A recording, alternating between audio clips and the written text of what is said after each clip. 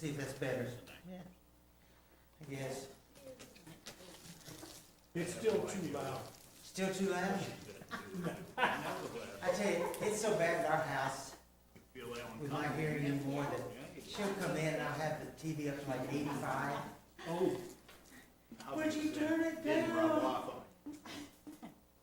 I always think of the Andy Griffith show where Barney is gonna sing, but he can't carry a tune, he's like me. You have another guy behind the curtain and they keep telling him, quieter, so he's whispering. My favorite line is when they asked Brian, we didn't know you could sing. He said, can you sing a cappella? A cappella? Yeah, I know that one. That was a good show. Yes. That was a good show. All right, we are still in Proverbs. No, we're not. Psalms. How did Proverbs? Yes. So we are talking tonight about, and there are lessons on the back if you didn't get one, relying on God's strength. Psalm 46:1, God is our refuge and strength and an ever-present help in trouble. So here's the situation. The sons of Korah. The authors of Psalm 46 were the sons of Korah, and they were descendants of Moses' cousin Korah. That's a guy's name in the Old Testament. He was best known, actually, for leading a revolt against Moses. And God, anybody remember how God killed Korah? He'll dump the ground. No, different one. He sent a bolt of fire down for Korah. But yeah, some of the others, he opened up the ground, swallowed them whole. But Korah, he sent fire from heaven to consume him and the co-conspirators in this one. But the one where the ground opened up, he killed the entire family line. In the Korah, he only killed Korah and his co-conspirators. So it was not like killing everybody in that family. And in fact, when we talk about talents in the Bible, what do you know about Korah and his God-given talents? Because God specifically gave that line a certain talent.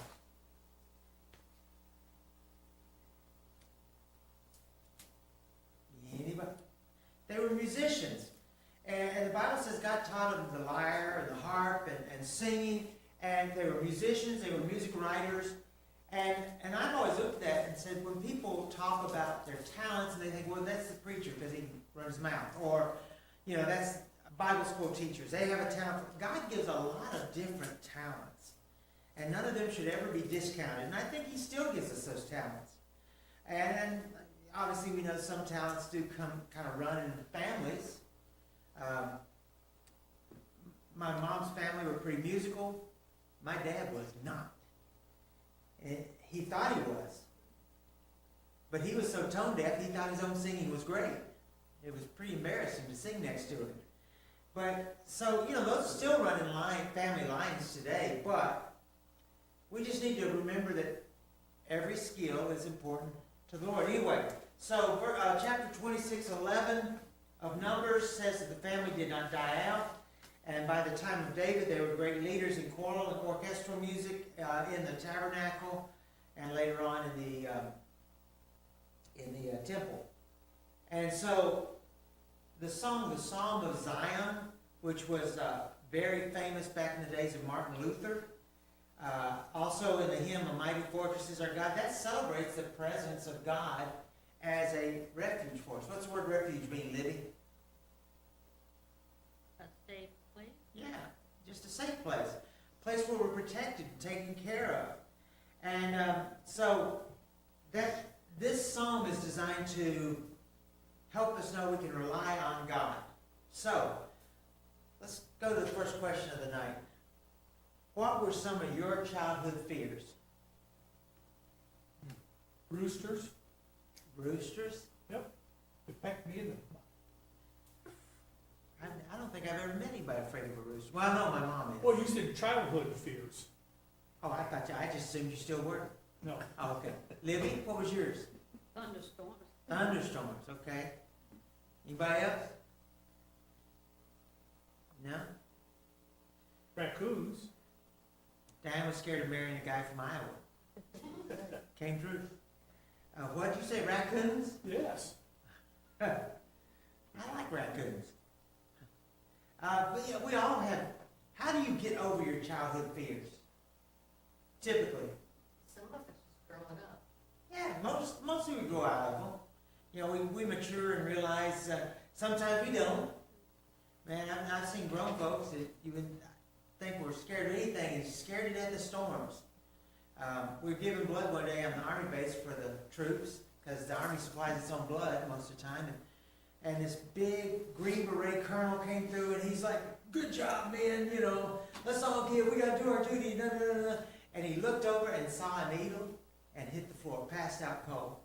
And you'd think a Green Beret could take a little blood, but it was the needle that scared him. And just fainted dead away. So obviously he didn't outgrow his fear of needles. Ephesians chapter 4:15 though gives us the answer to how do we outgrow spiritual fears. How's looking it up, so we'll let him read it. Ephesians 4:15.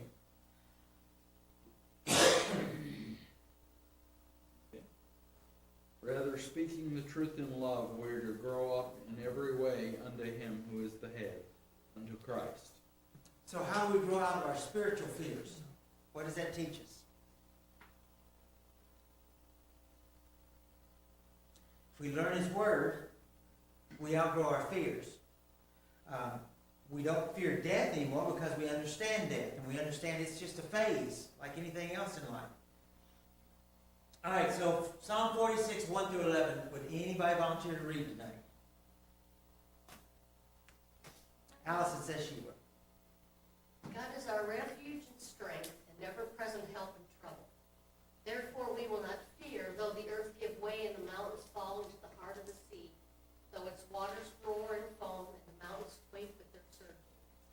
There is a river whose streams make glad the city of God, a holy place for the Most High dwells. God is within her, she will not fall. God will help her at break of day. Nations are in uproar, kingdoms fall. He lifts his voice, the earth melts. The Lord Almighty is with us. The God of Jacob is our fortress. Come and see what the Lord has done, the desolations he has brought on the earth. He makes wars cease to the ends of the earth. You were right. Yes, you did. He burns the shields with fire. He breaks the bow Oh, I'm and sorry. shatters the spear and burns the shields with fire. I don't have the end of that verse on my screen. He says, "Be still and know that I am God. I will be exalted among the nations. I will be exalted in the earth. The Lord Almighty is with us. The God of Jacob is our Okay, so, sorry about that. I was missing half that last verse on that page. So, open back up to our reading, everyone, and list the different calamities that God mentions in there. Now, I've got them listed, but I've got them listed in Southern. So you tell me what you read them as. What is the reading? It's Psalm 46. Let's see, let's go back. It's going to be starting in verse 3 of Psalm 46, 1 through 11. The waters roar and the mountains quake. Okay, there's a couple of them. What else? There's a bunch of them. First one I've got is sinkholes. Like I said, it's Southern. I mean, the ground drops away. Landslides. Tidal waves. Mountains quake. And or that could be a volcano, either one. Nations are in uproar. Kingdoms are falling. So here's my question. Out of all those things he lists, how much control do you have over any of them? Very little. I mean, so this hurricane, it came up. It's going to be bad. It's not going to be so bad. It's going to be bad. It's not going to be so, oh, that's getting bad. And then it came up and, it did its damage in Florida, but we expect Florida to get washed away twice a year.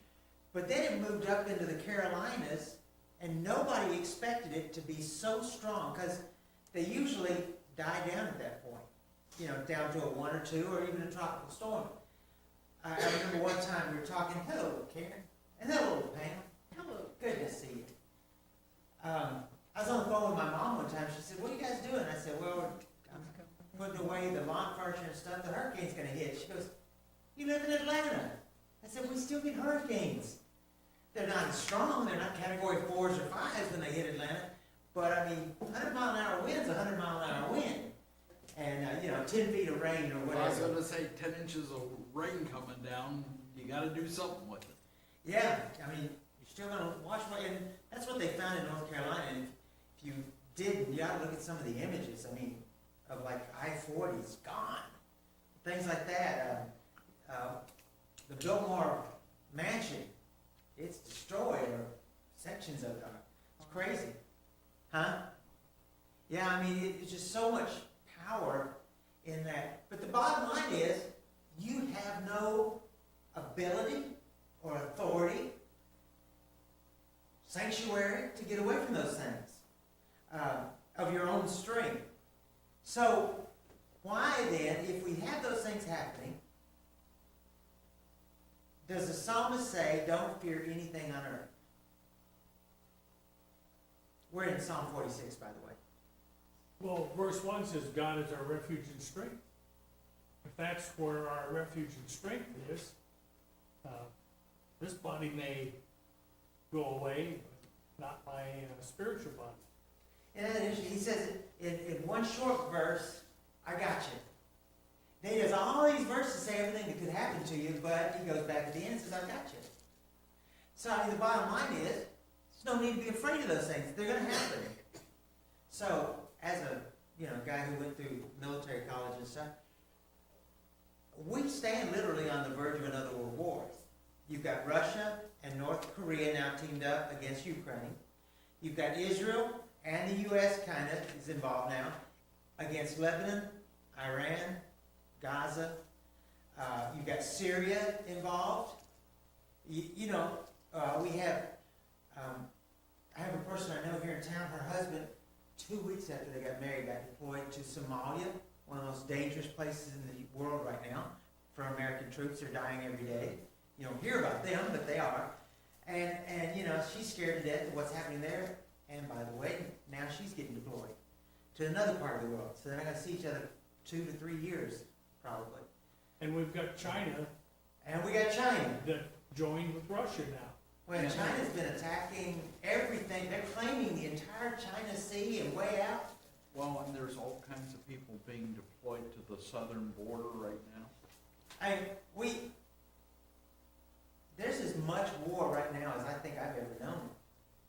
And in my lifetime. And we were at war for 20 years while I was in the military. But this is bad.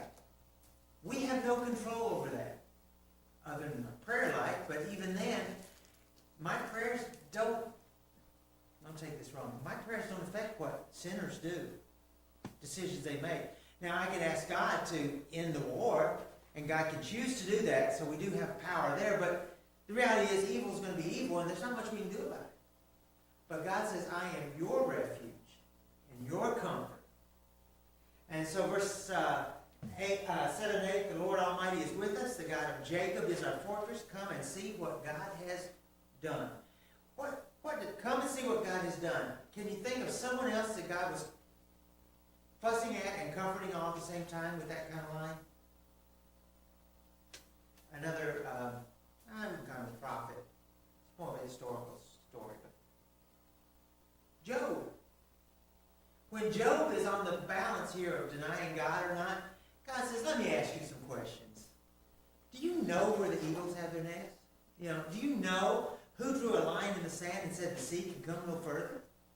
Do you know? And he goes through all these things. So he's comforting Job. It's like, I'm in control, Job. So why are you on the verge of saying, I don't matter? Why are you on the verge of blaspheming me? So when all these bad things happen, and Alice will tell you, I'm a little bit of a news junkie as far as world news like that. I could care less about politics, don't want to hear about it. But on that, I'm a junkie. And she's always like, don't let that bother you. Quit looking at it.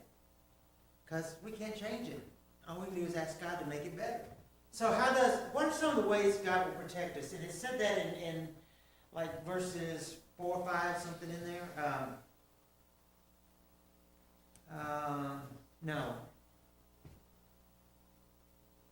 verses 8 through 10, basically. What does God say He can do to stop these things? Seats. Mm-hmm. Well, he's with us, that's the biggest thing. He's our fortress. I mean, God is within the earth. He's not going to let it fall. God helps us every break of day. He brings a new day. He brings us nighttime. God speaks the end of wars, it says. Job 38:33. Do you know the ordinances of the heavens? Go ahead, I Karen. think it's talking about providence. You know, it's just break the bow and cut the spear in two and burns the chariot. Mhm. I think we saw some of that during World War II, where the enemy should have overran and conquered, and for some reason, things broke down, or supplies didn't come, or the tanks didn't come, and changed the whole outcome of the war, many, many times. I was giving a history lesson on that Monday night. How God affected the supply lines, basically. But yeah, he says, Job, do you know the ordinances of the rules about heaven? Or do you know who establishes the rule over the heavens? What are some ways then he says that, and we kind of covered that, I guess, that he does it? It says he speaks peace. He speaks it. It says he breaks the bow. He shatters the spear. He destroys the shields with fire. Now think about it. In this era, what were shields made out of? This is pre-Iron Age. No, this is after the Iron. It's the Copper Age, or it's Bronze Age, I mean. And so their shields are made of bronze. Fire's not going to break that down unless it's a forge. But he says he can destroy it. He says he can do it. In other words, he has the power to destroy the weapons of war. He can just end war. How? Well, we see here, as God says, if you just be still, you'll know that I'm God. You don't need to listen to all this around you. Being still. And so many of us have a problem with just being calm within ourselves. We do. I was working on something about that today, and I don't remember if it's in this lesson or another one. Maybe later on in this lesson. But yeah, we have trouble finding peace. Now, I don't agree with it. You know, I know a lot of guys that like to hunt and fish and stuff. They say, you know, well, my church is the woods, the lake shore. And I would agree 100%. You see God there, but you don't know who God is from that. You see His handiwork, and it brings awe and reverence to you, but you don't know who God is from that. So that's why we need God's Word to find God, and we get that. Most of us get it mostly from coming to church. Allison? We also need God's people. When we're out in the world alone, it's easier to be swayed by the world. But when we've got twice a week, I would rather give up a lot before I would give up listening. I need that. I need that encouragement from my brothers and sisters in the middle of the week, so I can, okay, I can make it Sunday. Yeah. He's probably watching, but I think about Doug. Doug isn't able to drive now, and he talks about how much he looks forward to seeing Steve and how much he looks forward to coming to church because that's his peace, that's his outlet. But he also just likes being with God's people and hearing God's word in general. Karen, somebody had a hand? Okay. So here, God says, be Jeff, still. Go ahead. I was gonna say, to me, it's sometimes kind of a fine line that God won't do for us what we can do ourselves, but we still need to remember He's in control. And for me, especially, you know, with the way the situations are in this country and the world, I realize He's in control, but I also know if I just sit back and do nothing, that is not a solution either. That's right. And say, well, God's in control, He'll take care of it. But if I have abilities or talents and I don't do it, spiritually or physically, it's not gonna be a good day when I stand before Him, in my opinion. Diane, I do listen to you sometimes. Sunday morning, Diane said the saying, and we all know it. Say it again about What will cause evil to win out is for good to Oh, do yes, nothing. for evil to succeed is for good men to do nothing. Yeah, I couldn't remember the exact phrase of it, but, yeah, to do nothing. And so, if our country is going to pot, and we do nothing about it, God might answer our prayer and just take control of it, but he might just let us all run into 100 years, 500 years of misery to remind us to get back on track. You know, because we don't know what God's thinking when he does his things all the time. I always say, I'm sure when Israel was taken into captivity, there were holy, good people that went with them. Mhm. You know, the majority of people were not, but there were still good people that had to suffer being taken into bondage. I was, Monday, took a friend to pick up his car, and he was talking politics, and he said that about, when Trump said a number of years ago about there's good people in every movement. And he said, see, those people are all evil, and I went, no. I said, there are good people in every movement. There are misguided people, and there are people that hang out with the wrong people. But there are still always good people in every group. We have to find the good people to convince the bad people to change. You know. So God's advice here in this, be still in times of turmoil and recognize he is God. So a few things we can do. Some of God's advice. Stop. When you're spiraling out of control, the first thing you do is just stop. And then breathe for a minute. And you say, well, I need to pray first. No, you need to stop and take a breath. And then pray about it. And think about it. Think about it. Not think about, God, I'm going to sit back and wait for you to do something. Say, okay, God, now that I've asked you, help me find a course of action. Help me do something. Rather than sitting here and waiting for somebody else to do something. So plan it, and then execute your plan. I always love people that will come up with great plans, but they don't ever want to execute the plan. You know, they just sit around and talk about it forever, and they don't ever do anything to fix it. Huh? One of the things that I've always kind of kept in the back of my mind is stampedes start because people won't just, or, you know, animals won't just stop and figure out what's going on. They're just gonna rush headlong, and people are the same way. If we'll just stop and analyze, we're much better off. What was it? Some pop star the other day was doing a concert, and because we live in a society that we're so scared of, like, random shooters and things like that, someone thought they'd be funny, and they set off a bottle rocket at the very end of her show, and it caused a stampede. And I don't know if anybody got hurt or killed, but it's because nobody stopped to say, well, wait a minute, what was that? You know, and you don't blame them. Things are so bad, you don't blame people for panicking. So being still gives you time to consider or even reconsider your situation. Well, after, was it Elijah's test, was it Mount Carmel? After all that was done, he needed rest. And sometimes that's what we need, is rest. And then we'll have a more clear mind to move on from there. And nourishment as well. We all need a vacation occasionally. I've done, I can only think of two that I did. One, I went away for several days just to hike because I needed to get alone and pray.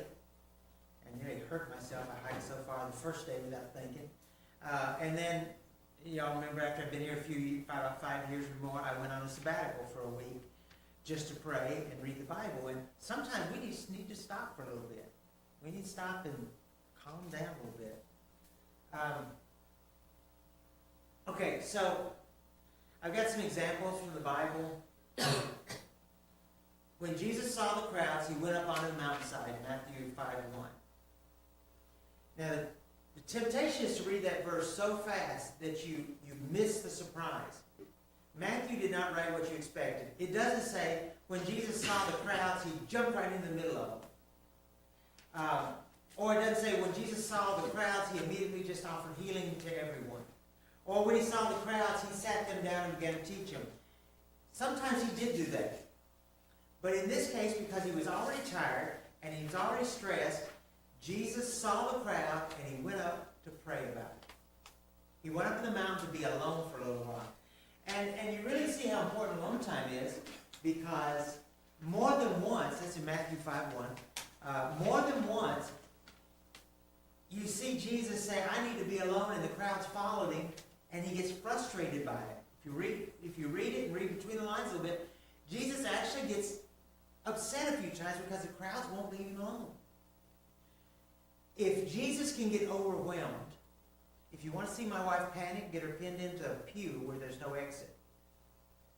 And I'm the same way. I can't have my back near a door. I can't be where I'm not protected.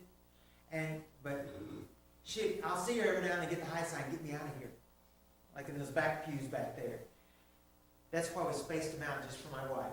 We got wider aisles just for her. Had nothing to do with y'all. But no, you need to, at times, stop. Al?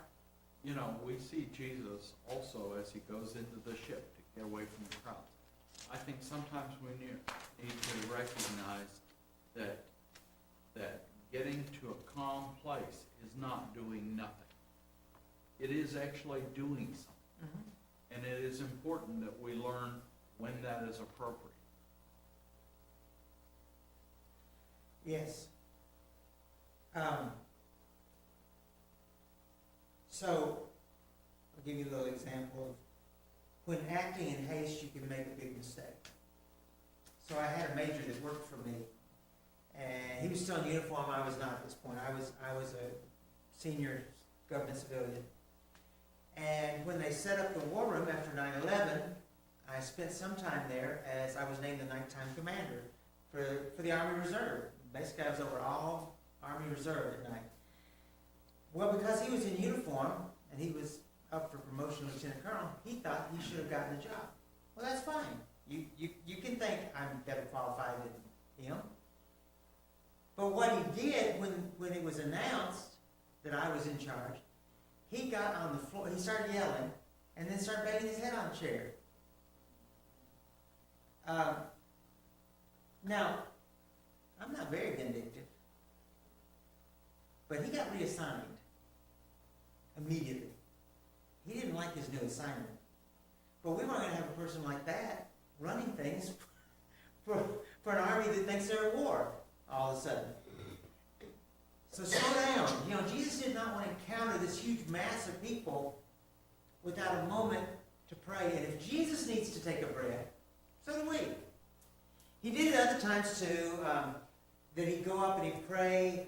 And so the disciples encountered the crowds, but more than that, they encountered Christ. And if we slow down, we're going to encounter bad stuff, but if we slow down, we can encounter God first before we deal with the problem. And that gives us time to think about it. So, what?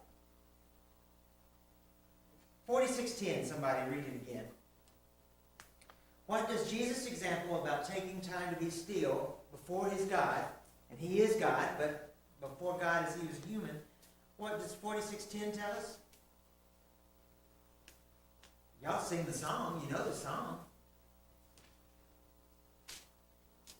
How you got there? It says, be still and know that I am God. And I will be exalted among the heathens.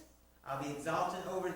I think this verse where it says, I'll be exalted among the heathen, that's humans, and over the earth. I think he's talking about both nature and man both. I will be exalted by it. So, what happens when you don't take time to be quiet? Have you ever seen the kids? And nobody did this when we were little kids. But now you have see all the time kids that have to wear earmuffs everywhere. Why? Why do they do that? Too much input. Too much input, it overloads their brains. Most of them are on the spectrum, autism or Asperger's. They're on the spectrum, it's too much noise. And most of us feel that way at some point or another, right? It can be just too much noise. You know, I tell people all the time, because people look at the stock market and see their stuff doing this. It's like watching static on your radio. If you watch too much of it, your head just does this. Mm-hmm. So, if we can't think or process, that's why we need to take a break. I know at work, and this is true spiritually for me, sometimes we let the urgent overshadow the important. And there's a balance there. When you only react with urgent and not important, it's a red flag. Well, you see those signs in doctor's offices and places sometimes, your emergency may not be mine. Exactly. How does spending time in God's presence help you to rely on His strength instead of your own? What does spending time in God's presence do for you that helps you rely on Him? It lets you reset your priorities Okay, to what He would like. okay. What else? Reaffirms that he's in control. What else can you come? I don't have any notes on this, so what else can you come up with? Does maybe it help you minimize the problem a little bit? When you realize, when you calm down and talk to God a little bit, realize it's not as big a deal as you thought it was? Should. Hopefully. Jeff, we used to have exercises at work. I don't know if they were teaming or what they were called, but if everything is an A priority that you're doing, there's something wrong. Yeah. And so we would sit down and go through hypothetical situations to sort out what is really critical in this situation and what can wait. Several years ago, I told Bruce that. It was time to combine, and he and I were doing maintenance on something. And I said, Bruce, it might be a good idea to do this in the spring instead of waiting until the fall. We might get a little more combining done. He goes, oh, just hush and hold that. We see this sometimes with children when they have a meltdown. They can't reset their priorities. They're in this thing and they just melt down and go wherever. And we don't accept that in children, and we shouldn't, but we also shouldn't accept it in ourselves. Yeah. What stops you from spending time with God? Minutia, just every little thing. Or making everything a big problem, an A priority. What else? Letting go of things that you don't have control over. That aren't that important, yeah. Yeah, or that you don't have control. It might be important, but you might not be able to fix it. You know, I told my boss this a couple of weeks ago because we had a young lady that was working for us, and she had a problem, and she wanted to make her problem everybody else's problem. And I told him, I said, you cannot afford to let her problem become your problem. And sometimes we need, that seems harsh, but sometimes we need to say, sorry, but your problem cannot be my problem. Sometimes we need to program time. We look at our lives and we're so busy. I have just finally come to realize, and it's just been the last few weeks really, that I've started sleeping a little later. All these years, I was 5:30 in the morning because that was my schedule. I was up, doing, and then it was 6, and then 6, and now, some mornings it's been 7:30, and I get up and I'll make coffee and my breakfast and realize I don't have to jump up and run straight to the church building. Nobody else is even out of bed yet. What am I doing? But it was a habit. Jesus, I think, was having the same habit. No, he probably didn't make coffee. But he was finding so many things happening that even Jesus had to program time. Mark chapter 1, verse 35 is a good one to mark in your Bibles. And in the early morning, while it was still dark, Jesus got up, left the house, and went to a secluded place to pray. He programmed some time. He said, okay, wait a minute. So when we get up, the house we're staying in is going to make breakfast, and I got to be nice and talk to them. Then there's going to be a crowd outside. Some people are going to want to be healed. And then the disciples are going to want to know something. They're going to follow me around all day, hounding me with questions. Jesus really didn't talk that way. One, he wasn't from southern Israel anyway. But, you know, Jesus had all this stuff happening every single day. It was like, can you imagine what his days felt like? Thousands of people chasing him around. And Jesus, being God, is compassionate and loving. Don't you think he wanted to heal everybody in the crowd? But it didn't fit God's plan. So Jesus said, I'm going to get up and go before anybody knows I'm out. I'm going to go out in the dark of the morning and do this before anything else catches up to me. One of my employees at Believe, who I was given a ride to Monday, he and I were talking, about time management a little bit, and I said, you know, for years I went to work an hour or two early. He said, why? He said, were you hourly? I said, no, I was on salary. You know, I was in upper management. And I said, I went because that would give me time on the way in to listen to the Bible on tape, which I did for years. From the time we first moved here and I was working in Chicago, listen to James Earl Jones, best Bible reading voice in the world. And he was also evil in Star Wars. But anyway, you know, I'd listen to that. I'd pray as I drove. I'd get to work. I would get organized, write everything down I had to do that day, go through all the paperwork that needed signatures and stuff. Because I knew that at 8:30, I was going to be overwhelmed the rest of the day. It's going to be nonstop people coming and going, or briefings, or whatever, and lunches and stuff. And so I would do that so that I was organized. Jesus says, let's get up. Let's spend a little time with God, and it'll make this day better. And that's true for all of us. Whether it's your first thing in the morning, or maybe you need to do it late at night. 9 o'clock is late for me. I don't do that. But whatever your time of the day is, and really as we get older, we should be able to find more time because we've got less demands on us now the kids are gone. We don't move as fast. Well, yeah, that's taking us longer to do less. You're right. But Jesus found time. Yeah. And I think the other thing that I see with his balance is he also knew he had people that wanted to kill him. I had that in there and I didn't even say it. But yeah, you're Yeah, right. that would weigh heavy on my mind if I had to look, you know, keep watching over my shoulder every time. This is true. And can you imagine how often they say, when is the time going to be? And Jesus says, I don't know. How you going to ring the bell twice? It's time. I think it's 10 after, almost 10 after. So I've got a list here of things you can do to end some of these distractions. One, create a ritual. Now, like I said, my distraction beater was a schedule. Hard, fast schedule before I got overwhelmed by people. You can actually get apps. If you work on the computer or you spend too much time on your phone, there's an app called Freedom that stops you from being interrupted certain times of the day. Gives you peace. You can put on noise canceling earphones.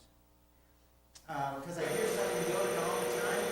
I keep the TV on quiet while I'm here working alone because it keeps me from being distracted by the noise of the building and traffic. And so I always think, if I don't, I hear somebody pulling up outside all the time. I walk to the door and look. You can leave your phone and an iPad or whatever in the other room to sit down. You can grab a coffee and sit down with the attention to focus for 45 minutes on something. And psychologists say if you will devote yourself to 45 minutes of something, whether it's work, prayer, Bible reading, a Bible lesson, whatever, then you go do anything you want for 10 minutes. Just YouTube yourself to death, whatever, for 10 minutes. But then that will get you on track. There was an insurance man that I worked for when I left the Army for a couple of years there, and he said the key to success was a 30-minute power nap every single day at lunchtime. I can't think of his name. Not AMS, anyway. The guy that owned Combined Insurance. But he said stop at lunch, take a 15 to 30-minute nap, and you will be able to work much longer in the day, much more successfully. He did it for like 50 years, and he was very rich when he was finished. So, what are some advice you have for somebody who's feeling overwhelmed by the world? Last point for the night. What's your advice? Missy, what's one piece of advice you would give somebody who's just feeling crushed by the world? Pray. Okay. Somebody else. One piece of advice, you don't get to say pray. Get some rest. Rest, okay. Now you can't say pray or rest. What's another?